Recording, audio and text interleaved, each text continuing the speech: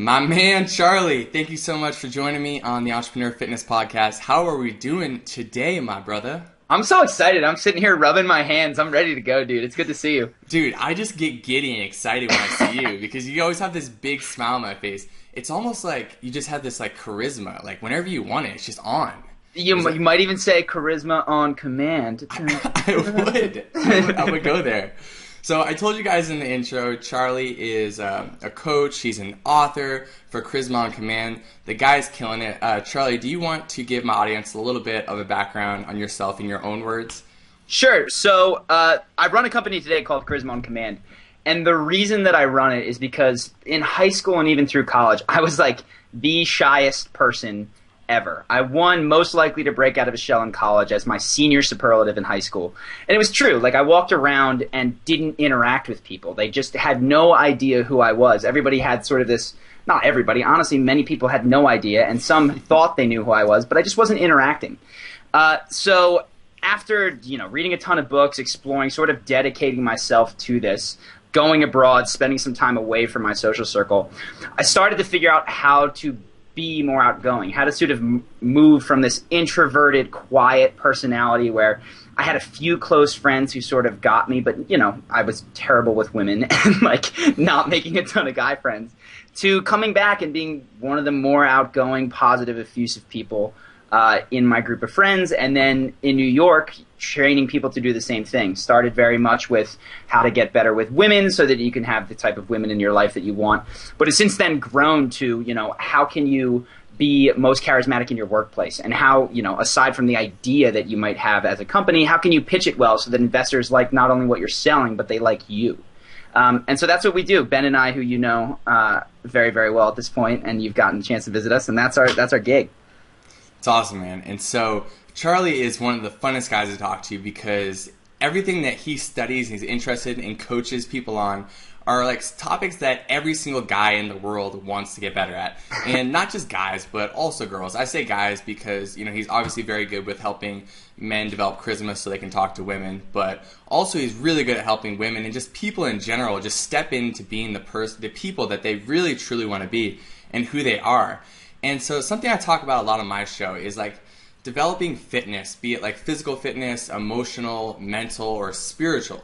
I believe that like charisma, just like any of this other stuff, is like this muscle that we can build. And you and Ben really installed this into my way of thinking that like, everything's a muscle, right? Every skill we can get better at, we can grow, and we can start to advance on. So I'd love to hear you talk about like how charisma is a muscle, because most people think like, oh, he's either just like good at talking or he's not, and it's so much more than that. Yeah, totally. So I 100% agree with you in that everything is a skill. There's so many things that we take for granted that, I am introverted and I feel uncomfortable in groups of people, so that's just who I am. I need to embrace it and work around it.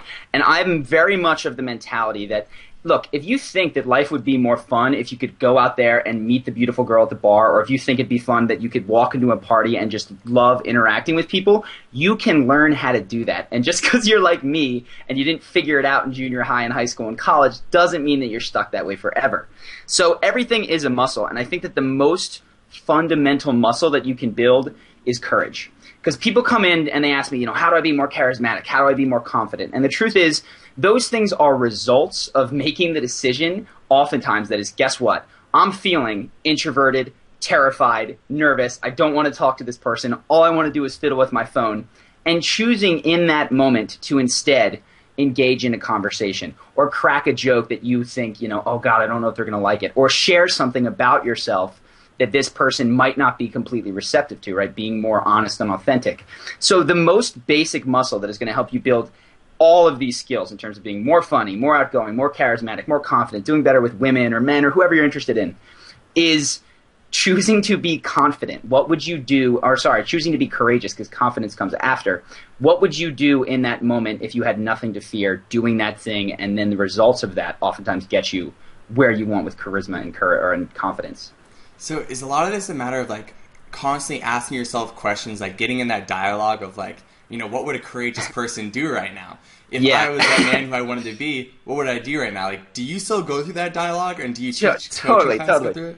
So it starts with this is last night. It starts with honesty, and I think that there is this unfortunate stigma in that particularly if you're a man and you are nervous, particularly about a social situation, that is something to be ashamed of. And I think the first step is to get honest with yourself. And I can tell you, I was out at this club last night. I teach this stuff, you know what I mean? Mm-hmm. But I go in, I don't know the venue very well, and we like sneak into the VIP area where we're not supposed to be. I'm feeling a bit out of place, and there is a stunningly beautiful girl behind a table, you know, with dudes spending money on her. And in that moment, I'm like, holy cow, I would really like to speak to this girl, but my heart races, right? because, you know, I'm not supposed to be there, and what if it doesn't go well, blah, blah, blah. So the first step is, and what I think a lot of people do, and I'm guilty of at times, is they go, I don't really care about that, right? I don't really want to, you know, go meet that friend, talk to this girl, whatever it is that makes them a little bit nervous. They pretend that they don't care. So the first step is honesty, and just say, holy cow, I'm nervous right now. And then the second thing is, okay, the way I look at it, at the end of my night, or at the end of this networking event, or wherever you are, am I going to be most proud of myself for having pretended that I wasn't scared and acting too cool to go interact with this person? Or even if it goes terribly, which, by the way, this didn't turn out fantastically, even if it goes terribly, am I going to be more proud of myself if I try? So I'm almost just trying to minimize the regrets that I have. And I really do give myself an insane amount of credit as soon as I go and interact with that person who might make me nervous, or, you know, crack the joke, or whatever it is that is making me anxious in that moment. Yeah, so how do you give yourself credit? Do you just go, Charlie, you know, you did great, man. Don't worry about that. I'm proud of you, bud. Charlie, you loser.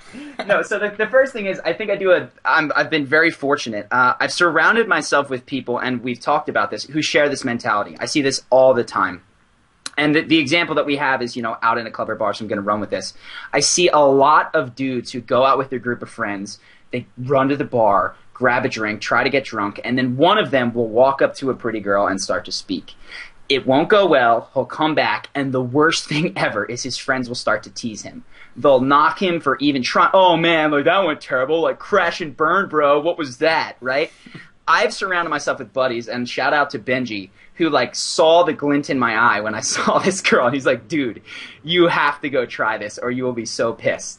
So first thing is I've created a sort of like support system around me of my best friends and people, you know, who encourage me to do the things that I'm scared of. And again, this isn't just related to women.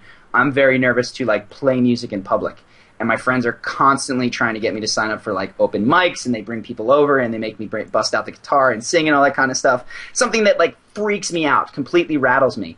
But having them to do that is an extra layer of accountability to help. And then internally, what's going on is I expect, truthfully, not expect, but I am okay with the worst case scenario, which last night was I walked up, spoke to her, like waved, like tried to get her to come down off of her table, and she was just not having it. Right? She like wouldn't come down. That worst case scenario of just like disinterest or rejection or playing a song and it's sucking, I am okay with. And I think it's because I've divorced my sense of value from if people think that I'm a good singer or if some stranger at a bar likes me. I think that what you got to do to have this sense of well-being, charisma, and you talked about stepping into yourself, is get really clear on what gives you value as a human being. And don't outsource that to other people's opinions of you. So like, I feel that what gives me value and what makes me most proud of myself is that I consistently choose to do difficult things, right? I'm very, very proud of that. And I'm consistently striving to be better, and that I'm not married to who I am today. So if I go out and I screw up and everybody else thinks I've done terribly, that doesn't break me down because I am in touch with what I think gives me values. And what I see a lot of people do is they think, oh my God, if only this person would like me, or if only I would get this promotion, or if I could get this accolade, then I would have value. And then all of a sudden, it's completely terrifyingly crippling to go out and extend yourself because, God, what would happen if it went wrong? You would lose all self-worth as a human being. Mm-hmm. Yeah, man. And I love this whole metaphor of like, you know, just like pursuing the opposite sex. It's a great one just to use for everything. But like when we like outsource that, it's like thinking about like business and like taking risks in business. Like even when it's going well, man, like to see that like, you know, like for example, like me, like my podcast has been like blowing up, and then it's been like dipping. What? But then, you know, when it dips a little Yeah. bit, then the same thing. It's like I can't attach my confidence, my sense of self-worth to like how well the podcast does, because that's like extrinsic. You know, it's outside of my control. It just has to be the act that like gives me my confidence. The fact that I'm going through the motion, I'm putting the effort in every day, I'm taking action. Completely. And I mean, dude, little confession here. I mean, we just did a webinar that was a complete bust. You know what I mean? Like, this was our second webinar that we've ever done. We are not fantastic internet marketers. I think our stuff is great, but like, didn't sell anything off the webinar. And I know a lot of people go and they have some serious moments of like self-reflection and who am I as a human being, because nobody wants it. And for us, dude, we high-fived and went out, and it didn't faze us. It was a bummer not to have been successful in that arena, but I really think that you're right. The fact that we did something new that we didn't know how to do. I oftentimes say to Ben, my business partner, like, every time I do something for the first time, I fail terribly. Yeah, like, and I just expect it. My goal is just to get that out of the way as quickly as possible. And, you know, if there's 6 other times that I have to screw it up, so be it. But I really like what you said. The idea is you're, you know, sitting here recording this, putting it out there, you know, engaging into people. I've heard you got some pretty big guests coming up, which I'm very excited. I don't know if I'm allowed to drop names, but I won't. But that you're extending yourself in that way is awesome. And whether or not it goes through, the fact that you made the attempt is where you should give yourself credit. And, you know, I'm happy to layer it on right now as well. So fantastic job, man. Appreciate it, man. I really appreciate it. And something that is very helpful as well, though, I talk about this when it comes to anything, like creating good habits. You know, really helpful is like that circle of influence. So you talked about like Benji or like Ben, like supporting you, you know, unconditionally, and, you know, and lifting you up during those times that are hard. Like Benji did the same thing for me, man.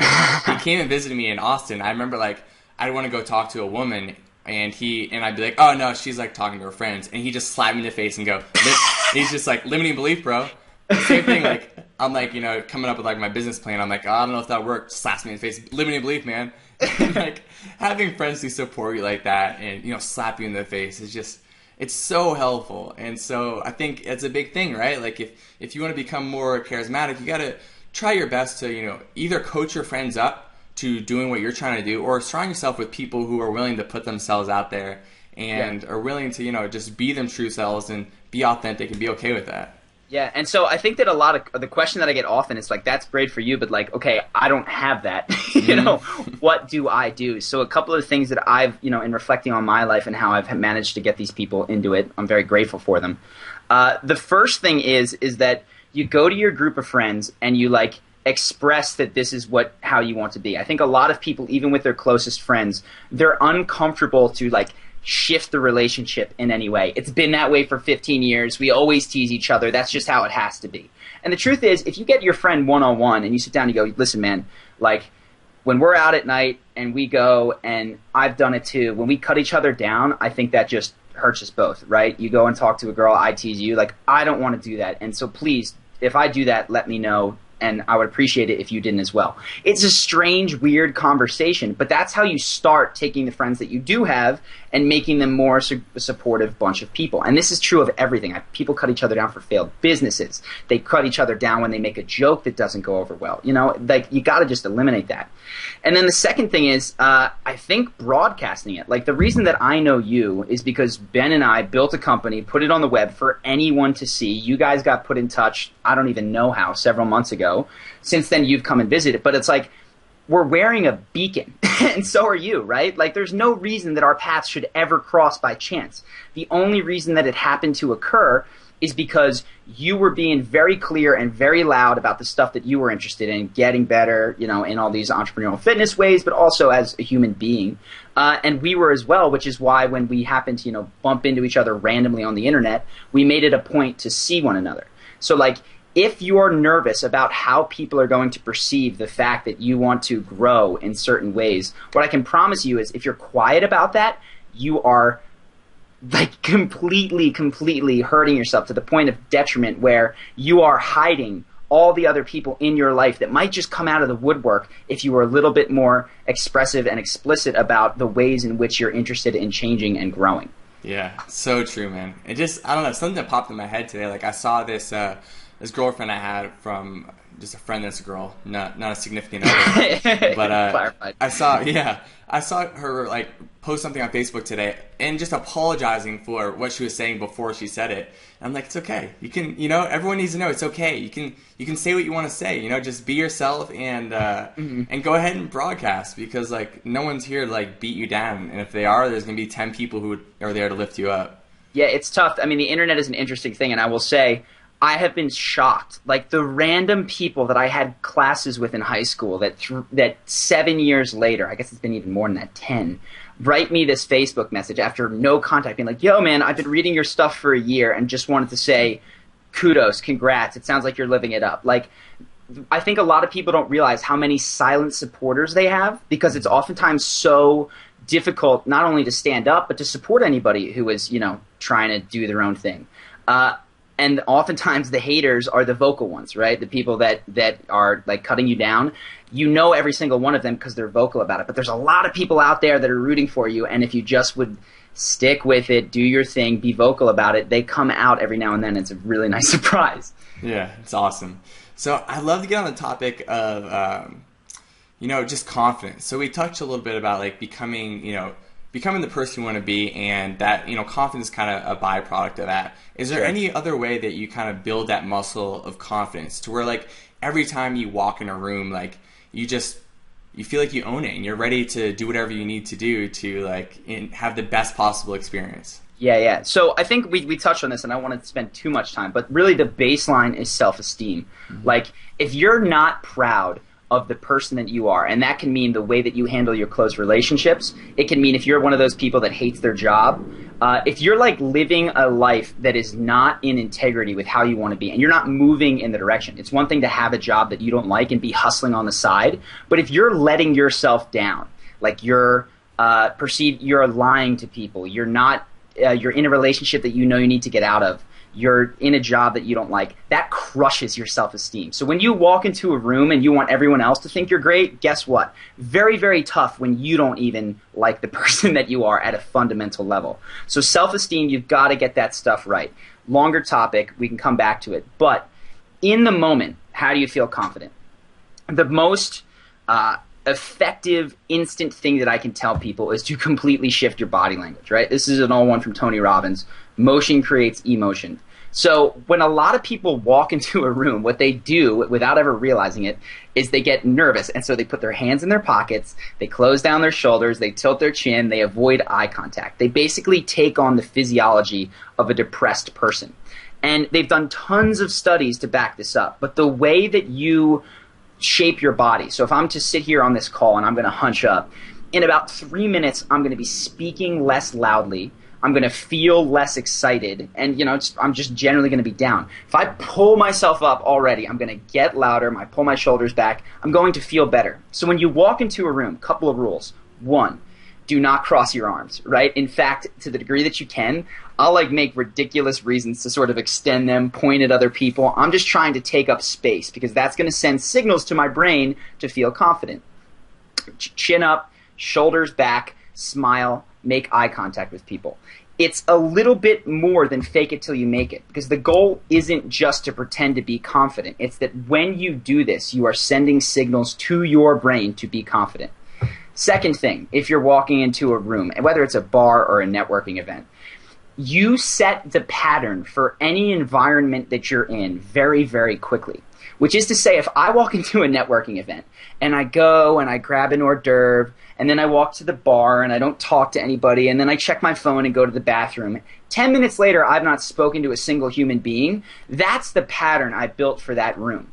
But if on my way in the line when I'm getting my sticker, I make a joke about, oh God, I'm going to write down some ridiculous name, and I talk to the person behind me, and I say what's up to the hors d'oeuvres person, ask them what else they got coming, I've set up a pattern for myself that is going to be more gregarious, outgoing, and confident. So you really got to take those easy conversations, and that can be with hosting people, servers, the person that you're standing near, whoever it is. Don't just be worried about the big shot or the pretty person or the friend that you want to make. Get in a social mood as soon as possible, because that's going to set the pattern for the room. Yeah, dude, and it's really a fun game once you get going on this. Like, I've learned a lot of this stuff from Charlie and his business partner, Ben, and I practice it all the time because it's all about that momentum that you get going. Yeah. It's that momentum that like takes you to a point of where you are able to like talk to that person in business that like has seemed so scary before, or when you're able to approach that person of the opposite sex that like you never could have imagined talking to before. Like I do this random stuff all the time, man. Like I've been like trying to like build it up more and more. Like when I just got back from Oregon yesterday, and I'm just in the airport and I see security guys, I just high five them. Yeah. I like I high five everyone. Like I just like if I make eye contact with someone, like I'll just like I'm weird, dude. I'll like touch someone and just start talking to them. Like I just got in this like deep conversation with the like 6-year-old stranger. This woman was telling me about like her like husband who passed away. I was just holding her hand, and and she actually like opened up to me a bunch and was like, it's getting a little sad, and she like cried a little bit. And I just looked into her eyes and let her tell me my story and just talk to her. But it's all that stuff that like feels like kind of uncomfortable, but you want to do it. You want to connect with people. We're social beings. Like I always get these urges to like high five someone or smile at someone or make eye contact and just like say what up to someone or give someone a head nod. And I think a lot of times like we don't do that because we're like, oh, that's weird. But when you do it, it makes it so much easier to do the other scary things we actually really do care about. Totally. And I think that you raise a really good point, which is a lot of people are like, okay, in a bar I need to be social, or in a networking event I need to be social. And what they don't realize is that it's a muscle, right? It's a momentum thing. So when I walk into my little restaurant or like my fast gourmet place, Cafe Rio, like I can tell the quality of a day I'm going to have by how much speaking I do to the person scooping my rice. Like if I'm talking to them and shooting the shit, that means that for that day, I'm going to keep on a roll. And if I'm not on a roll, I will purposely try to engage that person to start the momentum up. And you raise a really good point because it can be so confidence boosting to have these cool little interactions with strangers. The place that we went last night, we were in line. This is a week ago. They have the same party every week. And we were with a buddy who wasn't going to get in for free. We were like, okay, fine. We talked to the doorman for 3 minutes. How's the party? What's it look like? Oh, man, I'm excited. It looks great. Like, I hear they got a great show. He goes to let us in. He's like, you know what, man? Don't sweat it. Like, I got this one. And our buddy saved $30. But, okay, massive deal, whatever. But the big thing is that it's such a confidence booster. When you get those little grains of that woman speaking to you, or that fun interaction with the 6-year-old, or the guy lets you in for free or gives you an extra scoop of food, you're like, fuck yeah. Like, I like people. I like to do this. And that carries so far into your day. So I cannot advocate taking all of the interactions that you have, whether it's with the doorman at your apartment building, the person who makes your food, the taxi driver, and really just trying to interact, right? Just connect, say anything, mess around with them, make jokes, because that carries into every single other interaction that you have, even when there's more pressure on. Yeah, and you become like a lucky person, right? You Yeah. become that lucky person. It's so funny, dude. I have so many anecdotes of this stuff. Like, so when I was flying from Austin to Oregon, my flight got like massively delayed because San Francisco, there's like monsters in the air that don't let planes land. And so I was waiting for like 5 hours, right? I was like, whatever, I have my computer, I could do whatever. I could be at home. Like, it didn't matter to me at all. And so I just went up to the lady up front with just the biggest shit-eating grin. And like everyone else was really upset. And I'm like, hey, so, I don't know if I'm going to miss my like connecting flight, but I was like, is there anything you can do there to maybe, and she's like, don't even worry about it. And I get to San Francisco, and my uncle's actually, crazy story, but we're supposed to be on the same flight as me, so they got delayed. And so they had been in the airport waiting for like 3 hours, and I go up, and they're like, oh yeah, we got a ticket for you right here. They just gave me a first class ticket. My uncles, who'd been there for 3 hours, had to wait till the next day to get out. Wow, dude, and that is a fantastic example, and you raise a really good thing. Airlines are a really good place to think about this. But when you're dealing with that person on the other end of the line or whatever, whose job it is to deal with irate customers, man, that is low-hanging fruit. Like, you show up with a smile and crack a joke, and you will oftentimes be surprised by how much they will hook it up. I've had the same experience in airlines. Like, just treat them kindly, even though you're stressed out. And dude, you got a first-class ticket. That's earning what? I don't know, $1,000 with a smile and a conversation. That's incredible. Yeah. You become just so lucky, and it's fun, man. And I learned a lot of this stuff from you guys, like the momentum you can build through everything, and it just builds and builds and builds, and that's where you can really build that muscle, and all of a sudden, like, you're walking around with the equivalent of like Arnold Schwarzenegger's, like, you know, charisma and confidence. And it's a fun game, because that's all it is. Just like, how much can I light other people up? When you do that, it seems to just build momentum. I don't know if you want to speak to that. Yeah, the one thing I would say is, like, I would invite anybody who's listening, like, how do you make this real? Okay, you're listening to two random people that you've probably never seen, you know, on a podcast. Maybe they stalk you, right? Big podcast group. I hope so, man. But how do you actually make this a thing? And it's what you said. Think through your day. Where are you likely to go? Who are you likely to see? And ask yourself, how can you mess with them, crack a joke, what can you do to light them up? Can you smile in such a way that they can't avoid but to, like, smile back at you because it's so ridiculous? Make it your goal to get the question, dude, what got into you today? Or what's going on? Like, did you just, like, get a promotion or something? If you can do that, and think of concrete times that are coming up in the next couple hours, that's how you, like, start rolling this snowball and building the momentum that we've talked about. And I have this all the time, right? We work with clients, and they're like, I don't know, you know, I'm on the other line with them, like, this seems a little bit whatever. I'm like, listen, pick one thing today, one person that you want to do, and give it a shot. And if you hate it, never do it again. And what you oftentimes find is that once you get one and you get that positive feedback loop, man, it just starts to run with itself. So if you're on here, I invite you to do this. Commit to one person that you know that you're likely to see today, and ask yourself what you can do. If you can crack a joke or be extremely friendly or just flash a bright old smile at them and ask them genuinely how they're doing, because that can get you on the path to, like, just having these really, really cool things and building stronger relationships. Yeah. So I think one of the biggest beauties of this show is that, like, I get to, like, talk to someone like you who charges thousands of dollars for consulting, and I get to ask you questions like this. If I was your coaching client and I, you know, ask you the question, hey, Charlie, like, you know, man, I've been struggling with confidence lately, and I just don't feel comfortable, you know, like, going up to a random person, like, what do you think I should do, man? Like, does this actually work, or how do I go about doing this? Like, if you're getting in coach mode right now, like, what would be, like, the thing that you said to that person? Yeah, so I mean, dude, it's not rocket scientists, right? People think, I don't feel confident or I don't feel comfortable, and I hate to be crass, but dude, I don't care. You know what I mean? Do it anyway. Like, everything in life that is worth having, whether it's a fantastic body, a business that's worth it, a great relationship, you have to work a little bit harder than everyone else in the world. Mm-hmm. I will say, the most amazing thing about the social side of things is that it doesn't burn like the gym, right? It can feel amazing. Though there's that initial momentum that you have to get rolling. If what you're massively concerned about is that first one, and again, I don't know if the situation is in a networking event or a bar, so I'll speak generally to them. Think of the goal that you want to set. So you small chunk it, right? And you don't make it, okay, I need this person to offer me a job based on my interaction with them at the networking event. What you do is, I'm going to go in, I'm going to make it a point to talk to 3 people about anything. The weather. I don't care. Right? It can be dumb, but you need to get into conversation before I engage this person. And then what I'm going to do is walk up to this person and have a specific goal in mind. It could just be to interact. It could be to say hi, let them know about my company. All that you have to do, and again, it's divorce yourself from the outcome. They might like it, they might not.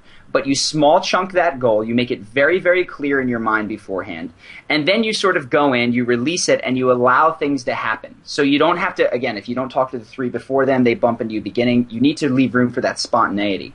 The last thing that I would add here is having a coach or a friend that you can tell this beforehand, be like, hey, there's a big shot that's at this event.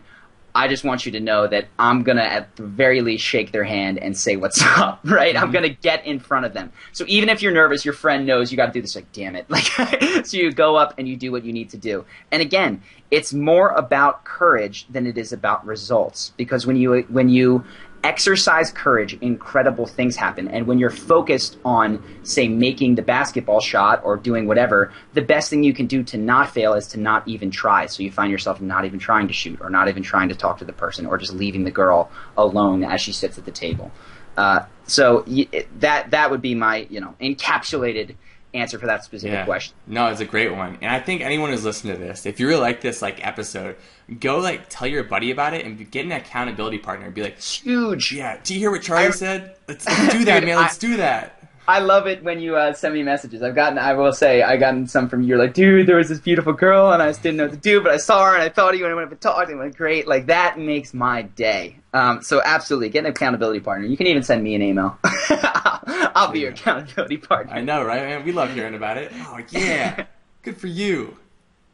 Let's go. Into it. This is beautiful, dude. So, you know this already, but everyone I bring on my show, I ask them to just tell me about one experience they've had in an extreme flow state.